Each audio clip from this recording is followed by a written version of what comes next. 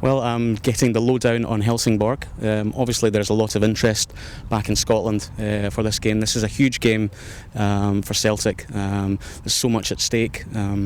They will run away with the SPL title in Scotland, so they need some competitive football, and the Champions League is where they're going to make some money. And it's huge. The Celtic fans are desperate for Champions League football. It's been a few years since a Scottish team has been in the Champions League, and also with the connection with Henrik Larsson, it's a huge game.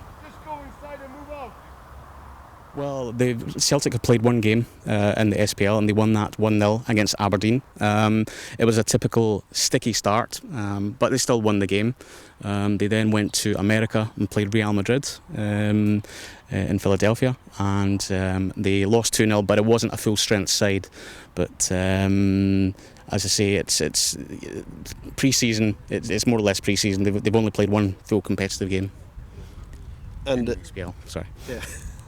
And you know Bedoya in Helsingborg. He was in Rangers. Yeah, Alejandro struggled at Rangers. He had some injury problems, and he just failed to kind of settle in the side. So we didn't really see that much of him, and it was kind of no surprise that he left Rangers. And what do the Scottish people think about this game?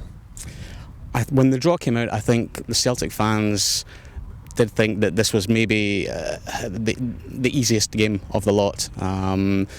Again, they feel that they have to get into the Champions League. They feel this is the best way for them to do that. Helsingborg isn't that far away. They don't have a trip to say they could have gone to Israel, and they don't see Helsingborg as a major threat. But they're still wary. They still cannot be complacent. Because Scottish teams have a terrible record in Europe, especially in qualifiers.